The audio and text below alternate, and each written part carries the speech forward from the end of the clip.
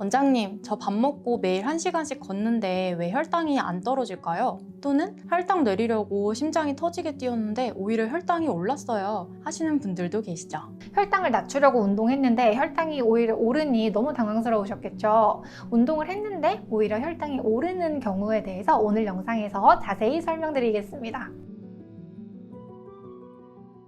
안녕하세요. 한의사 김지연입니다. 여러분, 혈당을 낮추는 데는 운동을 무조건 오래 한다고, 무조건 힘들게 한다고 좋은 게 아닙니다. 내 몸에 딱 맞는 황금 운동 강도가 따로 있습니다. 오늘은 우리 당뇨인 여러분이 무릎 상하지 않으면서도 가장 빠르고 안전하게 혈당을 내릴 수 있는 나만의 운동 강도 찾는 법을 알려드리겠습니다. 도움이 되셨다면 구독과 좋아요 눌러주시고 말씀드린 운동 강도를 실천해 보시고 평소에 하던 운동보다 혈당 강화에 도움이 되었는지 댓글로 후기 남겨주세요.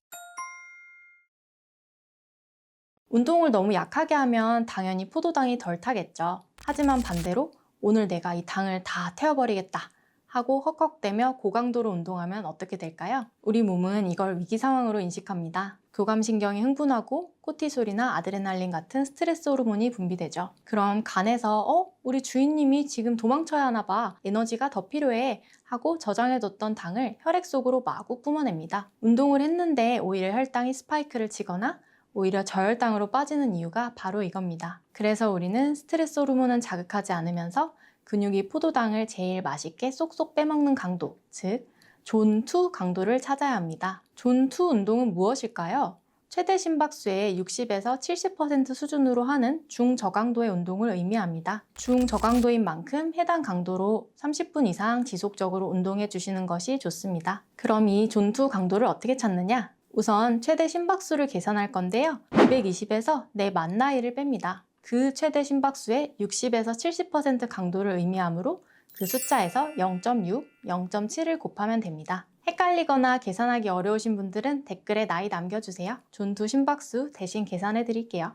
만 50세를 예시로 계산해 볼게요. 220 빼기 50 곱하기 0.6을 하면 102가 나오고 220 빼기 50 곱하기 0.7을 하면 119가 됩니다. 즉, 운동하는 동안 102에서 119 사이의 심박수를 유지할 수 있으면 됩니다. 그런데 복잡한 심박수 계산 공식이 있지만 스마트워치가 없는 등의 이유로 운동하며 심박수를 확인하기 힘든 분들도 많으시죠? 그럴 때 가장 확실하고 쉬운 내 몸의 신호가 있습니다. 바로 말하기 테스트입니다. 운동을 하면서 옆 사람과 대화는 충분히 나눌 수 있는데 노래를 부르려고 하면 숨이 차서 부르기 힘든 딱 그 지점, 등에 땀이 살짝 배어 나오고 호흡은 약간 가빠지지만 기분 좋게 운동할 수 있는 그 강도가 바로 내 혈당이 가장 잘 떨어지는 강도입니다. 이 강도를 유지하는 데 가장 좋은 운동이 뭘까요? 제가 예전 영상에서도 여러 번 말씀드렸던 운동이죠. 바로 슬로우 조깅입니다. 실내 자전거를 타시면서 강도를 살짝 높여서 허벅지가 살짝 뻐근한 느낌이 오는 정도로 타시는 것도 아주 좋은 방법입니다. 자, 오늘부터는 무작정 걷지 마시고 노래는 안 되지만 대화는 되는 강도 꼭 기억하셔서 더 효율적으로, 더 똑똑하게 혈당 관리하시면 좋겠습니다. 오늘 저녁 식후에는 숟가락을 내려놓으시고 딱 30분만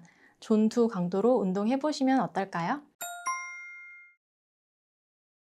안녕하세요. 여러분의 당뇨 궁금증을 해결해드리는 한의사 김은정입니다. 이거 한번 보실까요? 커뮤니티에 올라온 글입니다. 평소 공복 혈당이 90대로 잘 조절이 되고 있으셨는데요. 조깅을 시작했더니 오히려 100 이상으로 공복 혈당이 올랐다고 하십니다.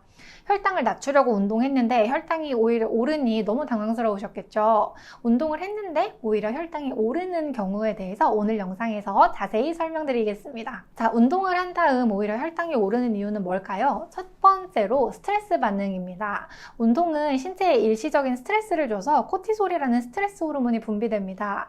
코티솔은 혈당을 상승시키기 때문에 운동 후에 혈당이 일시적으로 높아질 수 있어요. 또 운동을 하면 근육에 에너지를 공급하기 위해 간에서 글리코겐을 분해해서 혈당을 높입니다. 이건 당연한 반응입니다. 이런 반응이 없다면 운동할 때 저혈당이 발생하니까요. 다만 운동이 끝난 다음에도 이런 반응이 지속되면서 일시적으로 혈당이 상승할 수 있습니다. 둘째, 운동 강도와 식사량 때문입니다.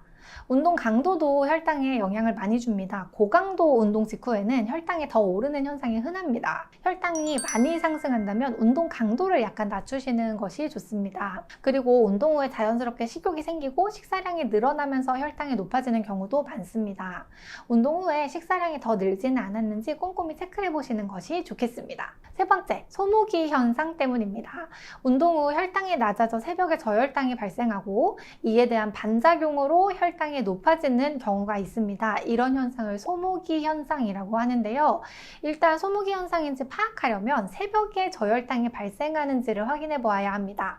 이를 확인하기 위해서는 연속 혈당 측정기를 한번 사용해 보시는 것이 좋겠습니다. 새벽 3시 정도에 저혈당이 발생했다가 아침에 혈당이 많이 상승하는 것을 확인했다면 이는 소모기 현상으로 볼 수 있어요.